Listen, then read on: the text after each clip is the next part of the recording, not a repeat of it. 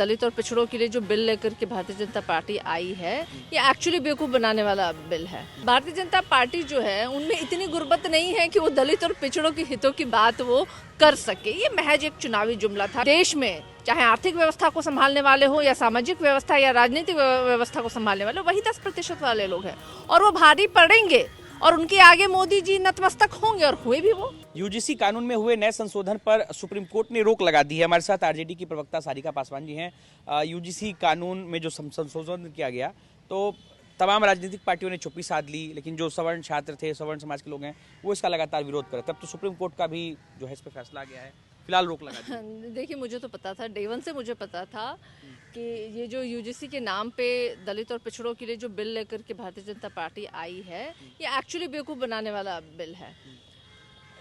आपने देखा होगा, चुनाव है, अभी बंगाल में चुनाव है, यूपी में भी चुनाव है, और बहुत आयत संख्या जो है वो पिछड़ों की है।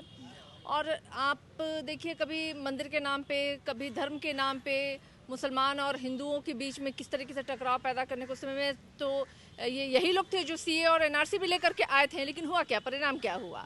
तो ये मुझे बहुत अच्छे से पता था कि भारतीय जनता पार्टी जो है उनमें इतनी गुर्बत नहीं है कि वो दलित और पिछड़ों के हितों की बात वो कर सके। ये महज एक चुनावी जुमला था जो चुनाव को देखते हुए किया गया था, और अंतोगत्वा ये तो हुआ, ये तो होना ही था, ये तो अंडरस्टूड बात। किस तरीके से ये झूठ मूठ का भ्रम फैला रहे थे, सड़कों पे लोग प्रदर्शन कर रहे थे, हाय तौबा मचाए हुए थे।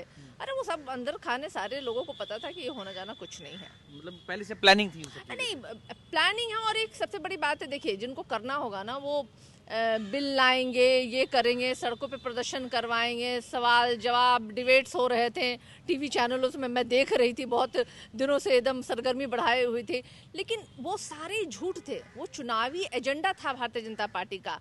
आखिर 90% जो आबादी है वो दलित और पिछड़ा है। भारतीय जनता पार्टी अपना चाल चरित्र चेहरा जो है वो असल चाल चरित्र और चेहरा छुपाने के लिए ये बिल लेकर के आए थे कि ताकि जनता को लगे कि देखो भाई, हम तो आपके हितों की बात करते हैं।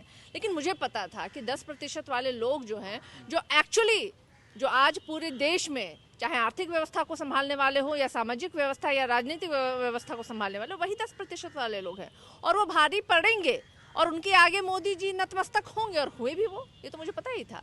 दलित और हितों की बात तब तक अधूरी हो जाएगी जब तक कि इसमें संलिप्तता और इसमें जो लोग हमारे पिछड़े समाज के, हमारे दलित समाज के लोग जब तक खड़े नहीं होंगे। लेकिन आज कहीं ना कहीं मुझे लगता है कि हमारे ही लोग जो है ना, एक गुलामी उन्होंने सौंप दी है। इतने सारे लोग हैं, लोकसभा में हैं, दलित समाज के लोग हैं, पिछड़े समाज के लोग हैं। जब आरक्षण की बात आती है तो यही लोग चुप रहते हैं। कहाँ बोलते हैं वो, कहाँ बोल पाते हैं वो। लेकिन आरक्षण की मलाई खाएंगे, लेकिन आप जब उनसे बात करने जाइए तो हिचकने लगते हैं, गले में उनके हड्डी की तरह बात जो है फंसनी और अटकनी शुरू हो जाती है। तो दुर्भाग्य है, मुझे लगता है ये दुर्भाग्य है। इस मामले पर आपका क्या स्टैंड था, आपकी पार्टी का क्या, क्योंकि आप लोगों ने देखिए, ये बहुत बड़ी सच्चाई है कि यूनिवर्सिटीज़ हो या आप कहीं भी टेक्निकल कॉलेज में आप देखिए, डिस्क्रिमिनेशन तो होता है भाई। और यूनिवर्सिटीज़ में आए दिन बहुत ऐसे मामले हैं जहां बच्चों की आत्महत्या के मामले जो दिखाई दे रहे हैं। अरे आप भेदभाव तो अंकों देने की बात छोड़ दीजिए, आप जो लोग मेंस में अच्छा नंबर ले आए हैं उनको इंटरव्यू में जाके छाट दिया जा रहा है। किस बेसिस पे छाट दिया जा रहा है भाई?